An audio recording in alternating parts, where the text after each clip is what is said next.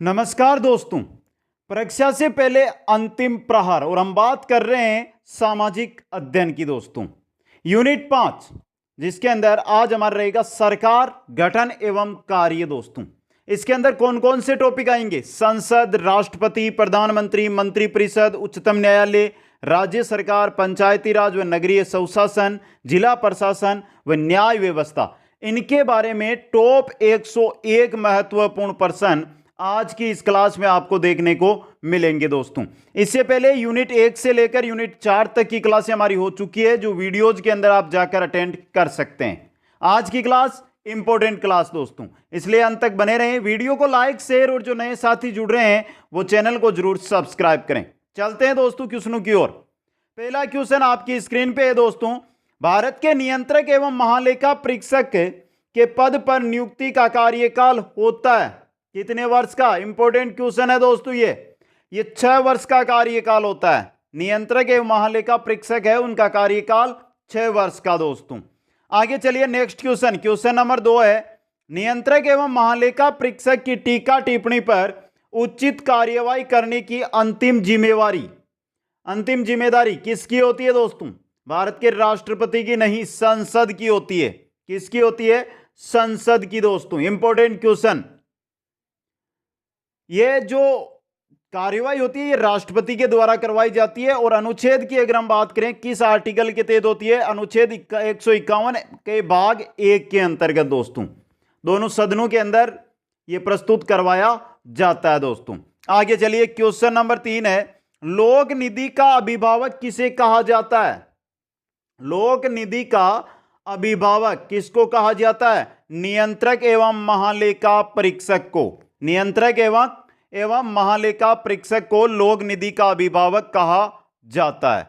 Next question है question number 4, Bharat के CAG यानी नियंत्रक एवं महालेखा परीक्षक कार्य करते हैं किनके अधीन? लोक वित्त संरक्षक के रूप में। भारत के सीएजी मतलब नियंत्रक एवं महालेखा परीक्षक है, वो लोक वित्त संरक्षक के रूप में कार्य करते हैं। ऑप्शन 2 यहां पे सही रहेगा। क्वेश्चन नंबर 5 है, भारत में मतदाता सूची का निर्माण किसके निर्देशक में होता है? मतदाता सूची की अगर हम बात करें तो मतदाता सूची का निर्माण यह होता है केंद्रीय निर्वाचन आयोग के निर्देशन में। ऑप्शन 4 यहां पे सही रहेगा। क्वेश्चन नंबर 6 है, निम्नलिखित में से कौन संसद की लोक लेखा समिति की बैठकों में उपस्थिति रहता है? संसद की लोक लेखा समिति की जो बैठकें होती है उनके अंदर कौन रहता है दोस्तों? भारत का महान्यायवादी नहीं, महाधिवक्ता नहीं, भारत के नियंत्रक महालेखा परीक्षक सीएजी ये क्या रहते हैं? उपस्थित दोस्तों। ऑप्शन 3 यहां पे सही रहेगा दोस्तों। यहां पर दोस्तों बात करें कि जो नियंत्रक एवं महालेखा परीक्षक है, इनकी शक्तियां, इनकी कार्य है, इनके जो कर्तव्य हैं उनका वर्णन अनुच्छेद कौन से में? यह क्वेश्चन आया हुआ है, अनुच्छेद 149 के अंदर है दोस्तों। क्वेश्चन नंबर 7, राजस्थान से लोकसभा के लिए निर्वाचित सदस्यों की संख्या। राजस्थान से लोकसभा में अगर हम बात करें तो कितने हैं? 25 सदस्य हैं। यहां पर बात राज्यसभा की कर लें तो राज्यसभा में 10 सदस्य हैं। तो यहां पे सही ऑप्शन 4 है, 25 सदस्य दोस्तों। आगे चलिए क्वेश्चन नंबर 8, लोकसभा चुनाव में निर्वाचित होने के लिए प्रत्याशी की न्यूनतम आयु सीमा कितनी है? प्रत्याशी की न्यूनतम आयु सीमा कितनी रखी गई है दोस्तों? यह बताइए कि लोकसभा के जो सदस्य बनते हैं उनके बारे में जो योग्यताएं हैं वो कौन से अनुच्छेद में? अनुच्छेद 84 के अंदर दोस्तों। और 25 वर्ष रखी गई है। ऑप्शन 1 आपका सही रहेगा।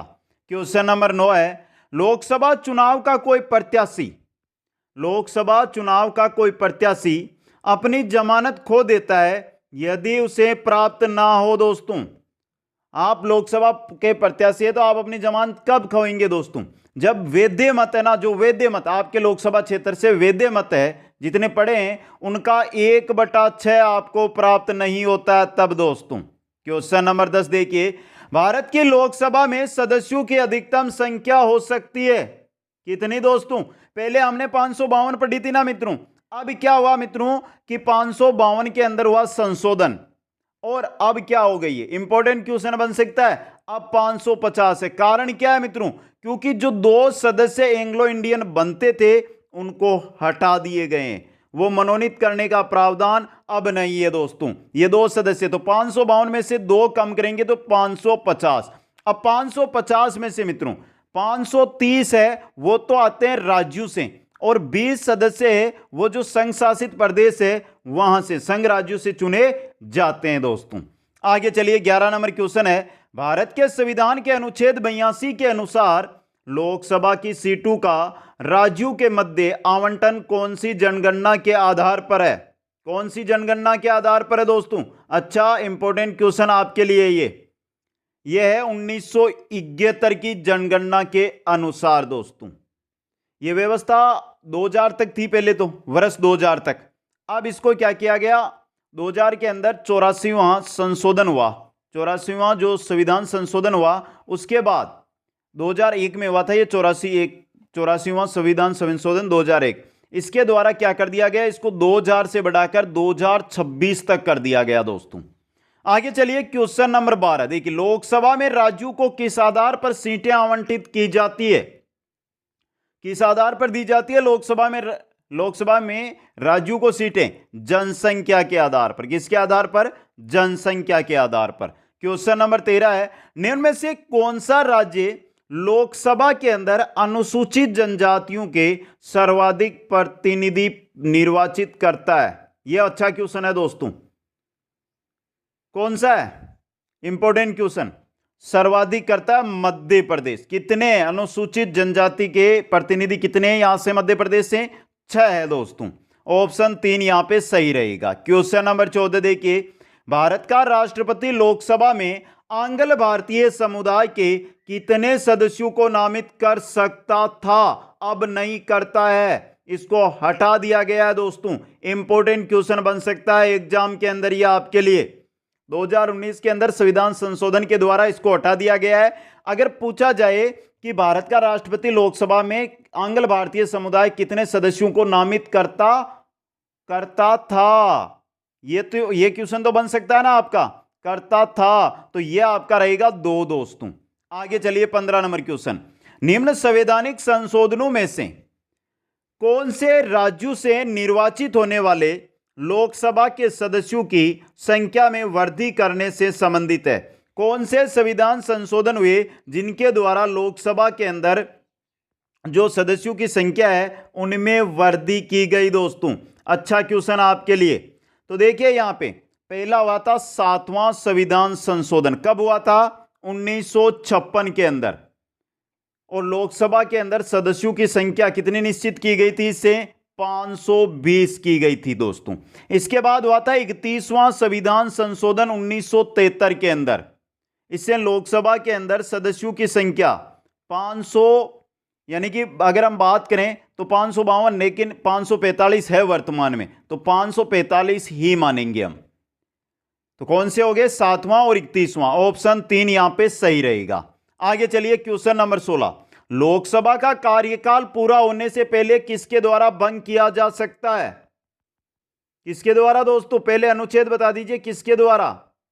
अनुच्छेद की बात करूं, आपके आर्टिकल की बात करूं तो आर्टिकल है आपका 85 है। इसके द्वारा प्रधानमंत्री की सिफारिश पर राष्ट्रपति के द्वारा दोस्तों। क्वेश्चन नंबर 17 देखिए, लोकसभा तथा राज्यसभा में गणपूर्ति की संख्या बता दीजिए। लोकसभा और राज्यसभा में गणपूर्ति कोरम सदस्य संख्या कितनी? कोरम सदस्य संख्या ये कौन से संविधान, कौन से अनुच्छेद में है? अनुच्छेद 100 के भाग 3 के अंतर्गत है। कितने मित्रों? 1/10। कुल सदस्य संख्या का 1/10 है दोस्तों ये। क्वेश्चन नंबर 18 है, लोकसभा में एक वर्ष में कितने सत्र बुलाए जाते हैं? लोकसभा में कम से कम की बात हो रही है, एक वर्ष के अंदर कितने सत्र बुलाने जरूरी होते हैं दोस्तों? इंपॉर्टेंट क्वेश्चन है ये आपके लिए। कम से कम वर्ष में 2 बार, वर्ष में 2 बार कम से कम की हो रही है। और अनुच्छेद की अगर हम बात करें तो अनुच्छेद 85 का भाग 1 में यह वर्णित है। क्वेश्चन नंबर 19 है, संघीय क्षेत्रों का प्रतिनिधित्व प्राप्त है। लोकसभा को, राज्यसभा को, दोनों सदनों को है तो संसद के दोनों सदनों में। ऑप्शन 3 सही रहेगा। क्वेश्चन नंबर 20 है, लोकसभा की बैठक समाप्त की जा सकती है स्थगन के द्वारा, सत्रावसान के द्वारा, विघटन के द्वारा, सभी के द्वारा लोकसभा की जो बैठक है वो क्या की जा सकती है, समाप्त की जा सकती है दोस्तों। तो यहां पे सही रहेगा ऑप्शन 4 ये सभी। अब देखिए यहां पे इंपॉर्टेंट चीज देखिए, स्थगन कौन करता है, लोकसभा का अध्यक्ष करता है, याद रख लेना ये क्वेश्चन भी आ सकता है, स्थगन लोकसभा अध्यक्ष करता है। अब सत्रावसान या विघटन की अगर हम बात करते हैं तो ये कौन करते हैं, राष्ट्रपति। कौन, राष्ट्रपति के द्वारा। आगे चलिए क्वेश्चन नंबर 21 आपका है, उपराष्ट्रपति। क्वेश्चन नंबर 21 क्या कह रहा है, उपराष्ट्रपति किन परिस्थितियों में राष्ट्रपति पद पर कार्यभार संभाल सकता है। अच्छा इंपॉर्टेंट क्वेश्चन आपके लिए, किन परिस्थितियों में संभाल सकते हैं दोस्तों, बता दीजिए। अच्छा क्वेश्चन है आपके लिए। देखिए यहां पे पहला, राष्ट्रपति की मृत्यु होने पर, राष्ट्रपति के त्यागपत्र देने पर, महाभियोग के कारण राष्ट्रपति की पदच्युति यानी पद से हटने पर। तो यहां पे उपरोक्त सभी परिस्थितियों में 4 नंबर ऑप्शन आपका सही रहेगा। क्वेश्चन नंबर 22, भारत का राष्ट्रपति अपनी शक्तियों का प्रयोग करते हैं सीधे तथा अपने अधीनस्थ अधिकारियों द्वारा, मंत्रियों के द्वारा। सही रहेगा ऑप्शन 2 यहां पे। इंपॉर्टेंट क्वेश्चन है ये आपके लिए। यहां से एक राष्ट्रपति नाम आया तो बताइए, भारत का एक राष्ट्रपति होगा, कौन सा आर्टिकल है ये, भारत का एक राष्ट्रपति होगा, कौन सा अनुच्छेद है दोस्तों, अनुच्छेद 52 है ये। राष्ट्रपति की शक्तियां नहीं, ये जो क्वेश्चन दिया है मैं कि भारत का राष्ट्रपति अपनी शक्तियों का प्रयोग मंत्रियों के द्वारा करता है या अपने अधीनस्थ जो अधिकारियों हैं उनके द्वारा भी करता है, स्वयं करता है, अपने अधीनस्थ अधिकारियों के द्वारा भी करता है या मंत्रियों के द्वारा भी करता है। तो यहां पर आपको पूछा ये अनुच्छेद कौन से में दिया गया है, ये दिया गया अनुच्छेद 53 का भाग 1 के अंदर।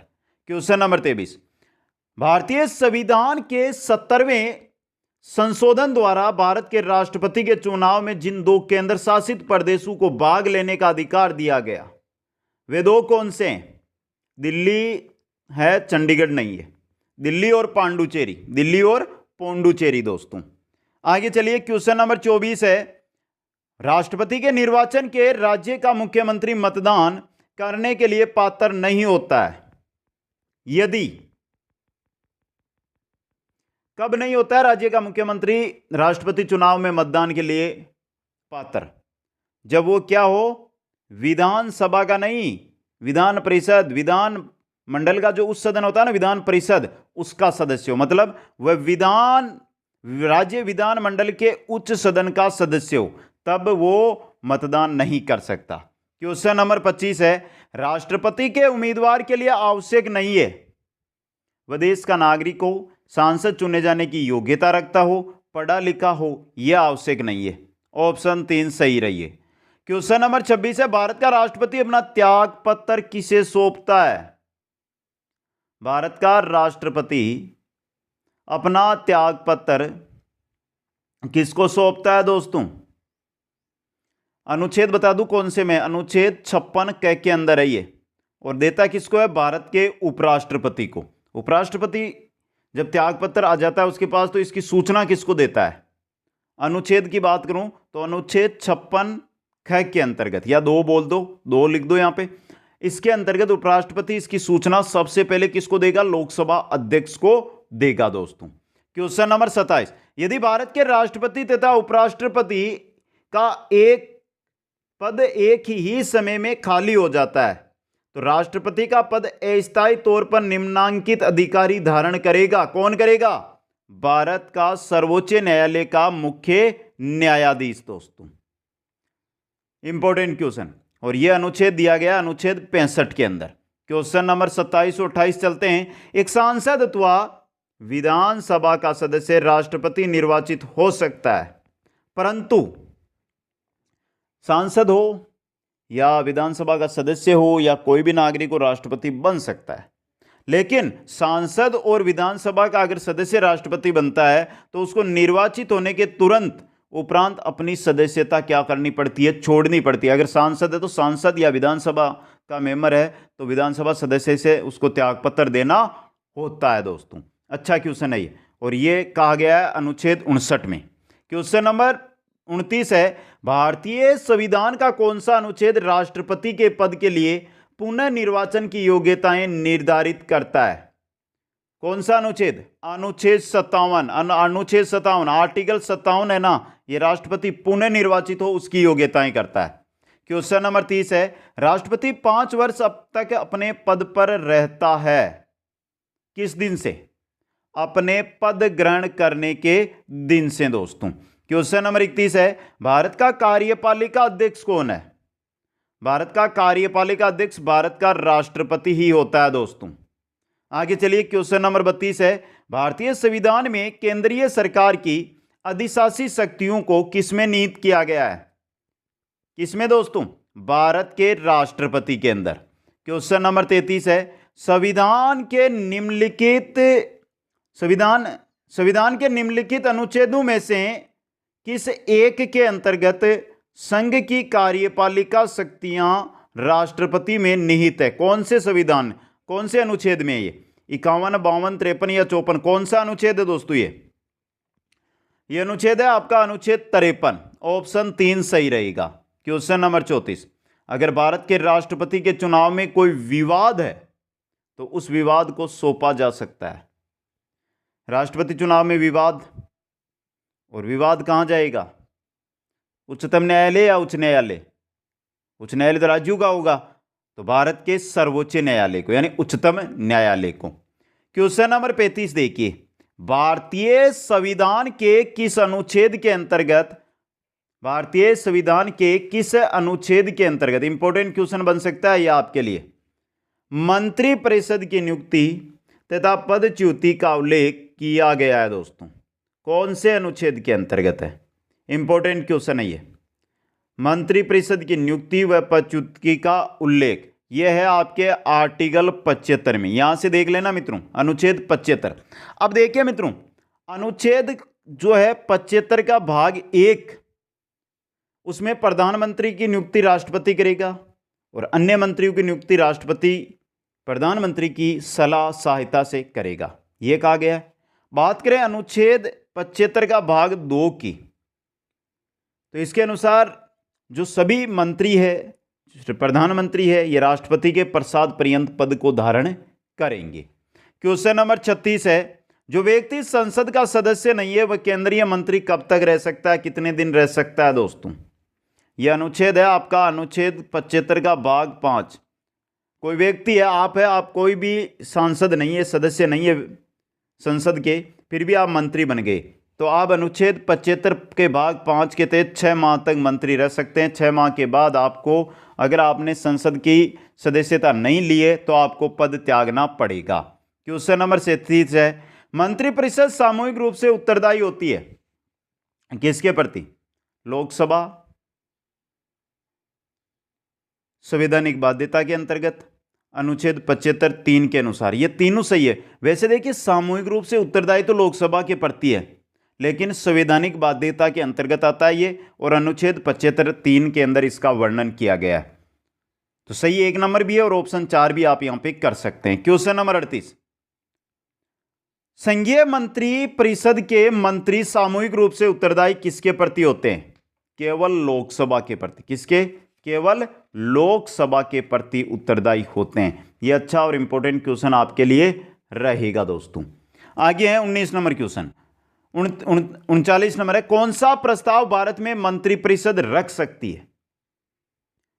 अविश्वास प्रस्ताव, विश्वास प्रस्ताव, भ्रष्टना प्रस्ताव या स्थगन प्रस्ताव? मंत्रिपरिषद कौन सा? विश्वास प्रस्ताव दोस्तों। क्वेश्चन नंबर 40 है, किस सदन के सदस्यों द्वारा बहुमत से अविश्वास प्रस्ताव पास होने पर मंत्रिपरिषद को त्याग पत्र देना पड़ेगा दोस्तों? अगर लोकसभा के अंदर अविश्वास प्रस्ताव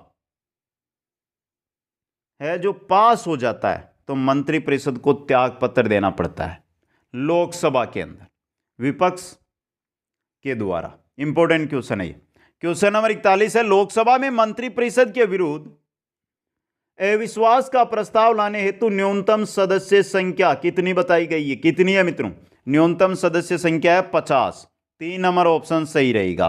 क्वेश्चन नंबर 42 है, भारतीय राजनीतिक व्यवस्था में कार्यपालिका के अधीन रहकर कार्य करती है, कौन करती है? विधायिका। ऑप्शन 2 यहां पे सही रहेगा दोस्तों, और अच्छा और इंपॉर्टेंट क्वेश्चन है। क्वेश्चन नंबर 43 है, संविधान के किस अनुच्छेद के अंतर्गत, इंपॉर्टेंट क्वेश्चन बन सकता है ये, संविधान के किस अनुच्छेद के अंतर्गत सर्वोच्च न्यायालय को परामर्श संबंधी क्षेत्राधिकार प्राप्त है? दोस्तों, संविधान के किस अनुच्छेद के अंतर्गत सर्वोच्च न्यायालय को परामर्श संबंधी क्षेत्राधिकार प्रदान किए गए? कौन से अनुच्छेद? अनुच्छेद 143 के अनुसार। ऑप्शन 1 यहां पे सही रहेगा। क्वेश्चन नंबर 44 है, संविधान के किन अनुच्छेदों के तहत न्यायालय को संघीय तथा राज्य सरकार द्वारा निर्मित विधियों के पुनर्विलोकन का अधिकार है? कौन से अनुच्छेद के द्वारा? अनुच्छेद 131 और अनुच्छेद 132 के अंतर्गत। ऑप्शन 1 सही रहेगा। क्वेश्चन नंबर 45, प्रारंभिक एकमेव क्षेत्राधिकार का आज से किन विवादों से है? दोस्तों, वह विवाद जिनकी सुनवाई केवल सर्वोच्च न्यायालय द्वारा की जा सकती है। ऑप्शन 1 आपका सही रहेगा दोस्तों। आगे चलिए, क्वेश्चन नंबर 46 है, संविधान के किस अनुच्छेद के तहत सर्वोच्च न्यायालय को अपील के लिए विशेष आज्ञा देने का अधिकार है? कौन से अनुच्छेद के द्वारा? आर्टिकल 136, अनुच्छेद 136 के द्वारा। क्वेश्चन नंबर 47, संविधान के किस संशोधन के तहत सभी दीवानी विवादों की अपील सर्वोच्च न्यायालय में की जा सकती है? कौन से अनुच्छेद के द्वारा सभी दीवानी विवादों की अपील सर्वोच्च न्यायालय के अंदर की जा सकती है? दोस्तों, इंपॉर्टेंट क्वेश्चन, 30वां संविधान संशोधन के द्वारा। ऑप्शन 4 कब हुआ? 1973 के अंदर दोस्तों। इंपॉर्टेंट क्वेश्चन है ये। क्वेश्चन नंबर 48 है, संविधान के किस अनुच्छेद के अंतर्गत सर्वोच्च न्यायालय को अभिलेख न्यायालय का स्थान प्रदान करता है? सर्वोच्च न्यायालय को अभिलेख न्यायालय, कौन सा अनुच्छेद? अनुच्छेद 129। ऑप्शन 4 यहां पे आपका सही रहेगा, और इंपॉर्टेंट क्वेश्चन भी है एग्जाम की दृष्टि से। क्वेश्चन नंबर 49 है, विधानसभा सदस्यों के चुनाव के लिए कौन सी निर्वाचन पद्धति अपनाई जाती है? दोस्तों, वयस्क मताधिकार प्रणाली, संयुक्त निर्वाचन प्रणाली, साधारण बहुमत की पद्धति, तीनों आई है। उपरोक्त सभी। ऑप्शन 4 सही रहेगा। क्वेश्चन नंबर 50 है, विधानसभा सदस्यों के लिए आवश्यक योग्यताएं, व्यक्ति भारत का नागरिक हो, न्यूनतम आयु 25 वर्ष हो, विधानमंडल की निर्धारित शर्तें पूरी करता हो। उपरोक्त सभी, तीनों की तीनों। ऑप्शन 4 सही रहेगा। क्वेश्चन नंबर 51, विधानसभा का कार्यकाल 5 वर्ष का होता है। विधानसभा का कार्यकाल 5 वर्ष का होता है दोस्तों, और राज्यपाल द्वारा इसे समय से पूर्व भंग भी किया जा सकता है। क्वेश्चन नंबर 52, विधानसभा के मुख्य पदाधिकारी कौन होते हैं? अध्यक्ष, उपाध्यक्ष दोनों ही होते हैं, राष्ट्रपति नहीं होते हैं, तो 1 व 2 दोनों। ऑप्शन 4 सही रहेगा। क्वेश्चन नंबर 53 है, विधानमंडल का द्वितीय या उच्च सदन, विधानमंडल का द्वितीय या उच्च सदन कौन होती है? विधान परिषद। प्रथम या निम्न सदन विधानसभा होती है दोस्तों। आगे चलिए, 54 नंबर, राज्य की कार्यपालिका का वैधानिक प्रधान, राज्य की कार्यपालिका का वैधानिक प्रधान कौन होता है? राज्यपाल। कौन होता है? राज्यपाल।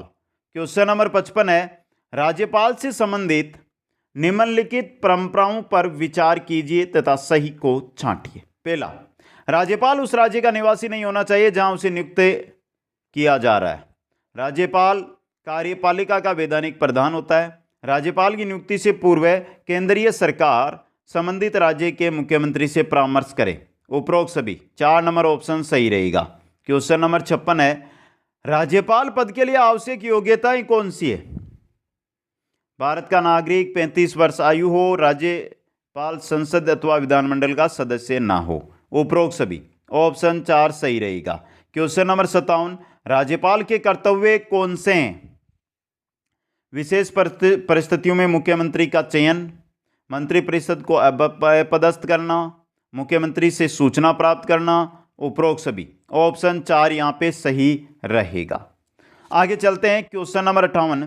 किस संविधान संशोधन के तहत मंत्रिपरिषद के आकार को विधानसभा सदस्य संख्या का 15% तक सीमित कर दिया गया दोस्तों? कौन से संविधान संशोधन के द्वारा, बता दीजिए दोस्तों। 91वां संविधान संशोधन के द्वारा दोस्तों। Question number 59। संविधान के किस अनुच्छेद के अंतर्गत मंत्रिपरिषद का दायित्व राज्यपाल को सहायता और परामर्श देना बताया गया है? कौन से अनुच्छेद में बताया गया सहायता और परामर्श दोस्तों? अनुच्छेद 163 में। किसमें? अनुच्छेद 163 के अंदर। क्वेश्चन नंबर 60 है, संविधान के किस अनुच्छेद के अंतर्गत मंत्रिपरिषद के वेतन तथा भत्ते निश्चित किए गए हैं? किस अनुच्छेद में? अच्छा क्वेश्चन है ये, वेतन भत्ते अनुच्छेद 164 का भाग 5 में। ऑप्शन 1 सही रहेगा। क्वेश्चन नंबर 61 है, राज्य की कार्यपालिका का वास्तविक प्रधान, कार्यपालिका का वास्तविक प्रधान की अगर हम बात करें मित्रों तो कौन होगा? मुख्यमंत्री होगा। कौन होगा? मुख्यमंत्री। आगे चलिए क्वेश्चन नंबर 62 है, सर्वप्रथम पंचायती राज का गठन किस वर्ष हुआ? अच्छा क्वेश्चन है ये, सर्वप्रथम पंचायती राज का गठन किस वर्ष हुआ? सिंपल क्वेश्चन और सबको पता है इसका। सर्वप्रथम पंचायती राज का जो गठन है वो हुआ था 1959 के अंदर। 2 नंबर ऑप्शन आपका यहाँ पे सही रहेगा दोस्तों। आगे चलिए क्वेश्चन नंबर 63, निम्नलिखित में से कौन ग्राम पंचायत में चुनकर आते हैं और कार्य संभालते हैं? सरपंच आते हैं, वार्ड के सदस्य आते हैं, सचिव नहीं आते हैं, ग्राम सभा सदस्य भी नहीं आते चुनकर। तो यहाँ पे ए व बी किसमें? 2 नंबर में। 2 नंबर ऑप्शन आपका सही रहेगा। क्वेश्चन नंबर 64 है, निम्नलिखित कथनों में से कौन सा कथन स्थानीय शहरी प्रशासन के कार्य के संदर्भ में सही है?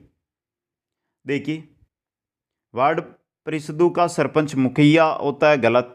नगर निगम का आयुक्त वर्ष का बजट बनाता है और निर्णय लेता है, गलत। वार्ड के परिषदों द्वारा आयुक्त चुना जाता है और सभी उसे रिपोर्ट करते हैं, गलत। शासन के मामले के हल के लिए वार्ड पार्षदों की समितियां बनती है, यह सही है यहाँ पे। आगे चलिए क्वेश्चन नंबर 65 की ओर, निम्नलिखित में से कौन ग्रामीण प्रशासनिक अधिकारी नहीं है? लेखापाल, पटवारी, नगर निगम वार्ड काउंसिलर या भूमि रिकॉर्ड अधिकारी? लेखापाल है, पटवारी है, भूमि रिकॉर्ड अधिकारी है, लेकिन नगर निगम वार्ड काउंसिलर ये नहीं है दोस्तों। तो 3 नंबर ऑप्शन सही यहाँ पे रहेगा। क्वेश्चन नंबर 66 है, निम्नलिखित कार्यों में से पटवारी या लेखापाल का उत्तरदायित्व कौन सा है? भूमि मापन और आलेखों को सुरक्षित रखना। पहला ही है, भूमि मापन और आलेखों को सुरक्षित रखना। क्वेश्चन नंबर 67 है, अनुसूचित जातियों के लिए कितने संसदीय निर्वाचन क्षेत्र आरक्षित है? कितने संसदीय निर्वाचन क्षेत्र? 84 दोस्तों। ऑप्शन 1 सही रहेगा। क्वेश्चन नंबर 68 है, पंचायती राज व्यवस्था की त्रिस्तरीय रचना को स्वीकार करने वाला पहला राज्य? पंचायती राज व्यवस्था की त्रिस्तरीय रचना को स्वीकार करने वाला पहला राज्य कौन सा है? राजस्थान है आपका।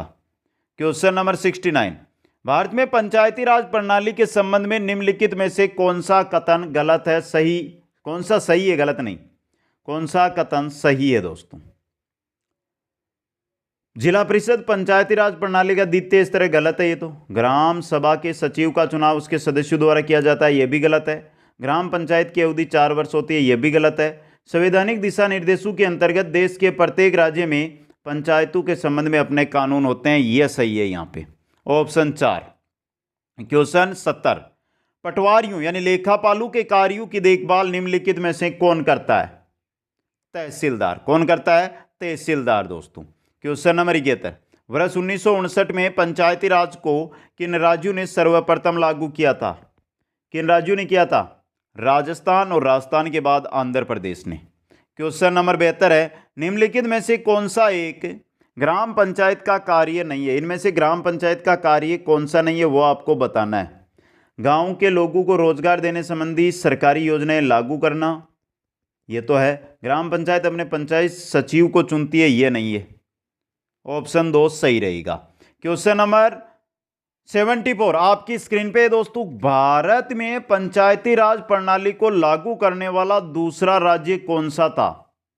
कौन सा था? आंध्र प्रदेश। ऑप्शन 2 सही रहेगा। क्वेश्चन 75 है, पंचायती राज को संवैधानिक स्थिति प्रदान करने की संस्तुति निम्न में से किस कमेटी द्वारा की गई थी? किस कमेटी के द्वारा दोस्तों? LM Singhvi committee. अब देखिए यहां पे ML सिंघवी कमेटी है, इन्होंने 1986 के द्वारा 1986 में अपनी संस्तुति है वो पेश की थी। क्वेश्चन नंबर 76 है, भारत में महिलाओं के लिए स्थान आरक्षित है कहां पर? पंचायती राज संस्थाओं में। कहां पर है? पंचायती राज संस्थाओं के अंदर। 73वां संविधान संशोधन पंचायती राज से जुड़ा हुआ है। आगे चलिए क्वेश्चन नंबर 77, पंचायती राज की त्रिस्तरीय प्रणाली में आती है। त्रिस्तरीय प्रणाली, ग्राम पंचायत, पंचायत समिति और जिला परिषद। ग्राम पंचायत, पंचायत समिति और जिला परिषद दोस्तों निम्न है पंचायती राज में, उच्च है पंचायती राज में। क्वेश्चन नंबर 78 है, एक व्यक्ति पंचायत का चुनाव लड़ सकता है यदि उसने पूर्ण कर लिए। एक व्यक्ति पंचायत का चुनाव लड़ सकता है अगर उसने पूर्ण कर लिए क्या मित्रों?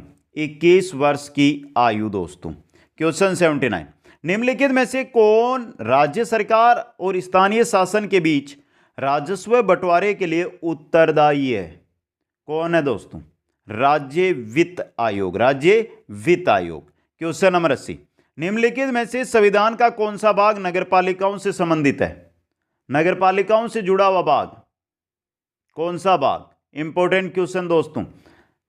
देखिए यहां पे 6 दिया है, 7 दिया है, 8 दिया है, 9 का भाग ए दिया है, तो 9 का भाग ए ही होगा। ऑप्शन 4 संविधान का भाग 9 नगरपालिकाओं से संबंधित है। 74वां संविधान संशोधन अधिनियम 1992 है, उसके द्वारा शहरी शासन का संवैधानिक दर्जा दिया गया था दोस्तों। 1 जून 1993 से यह लागू हुआ था। क्वेश्चन नंबर 81, मेयर का कार्यकाल कितने वर्ष का होता है? मेयर का कार्यकाल 5 वर्ष का होता है दोस्तों। कितने का होता है? 5 वर्ष का कार्यकाल होता है। क्वेश्चन नंबर 82 में चलिए, संविधान के कौन से अनुच्छेद के अंतर्गत जिला योजना समिति का गठन होता है? संविधान के कौन से अनुच्छेद के तहत जिला योजना समिति का गठन? कौन सा?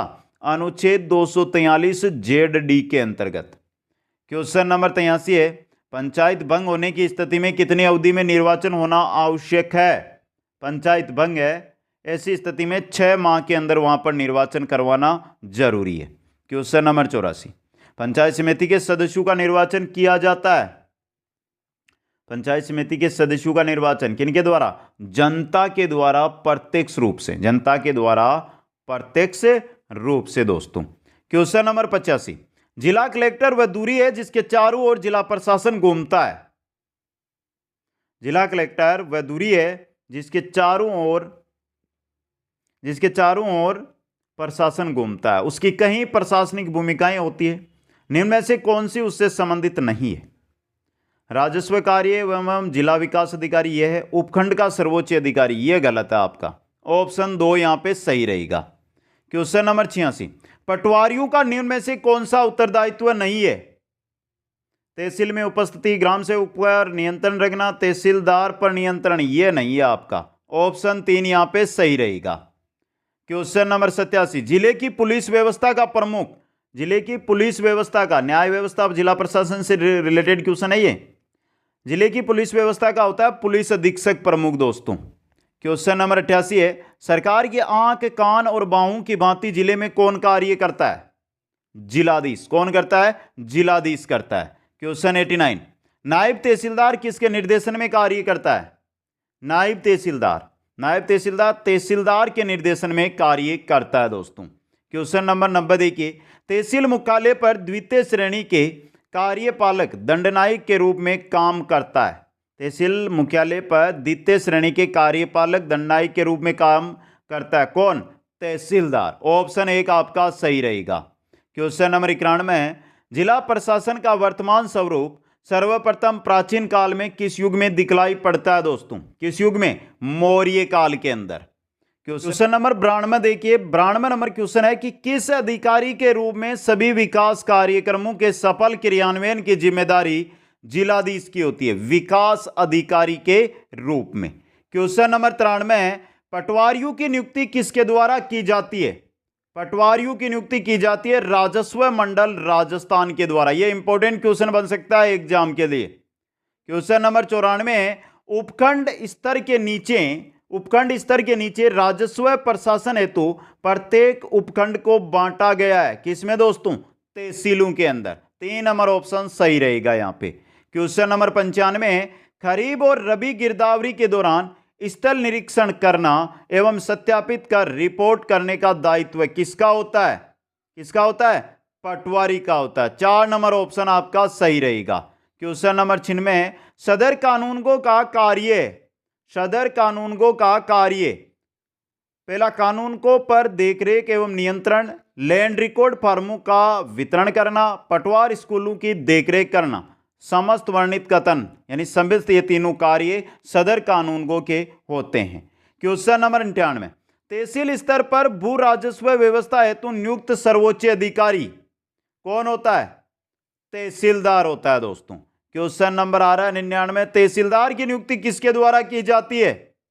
राजस्व मंडल के द्वारा तहसीलदार की नियुक्ति की जाती है।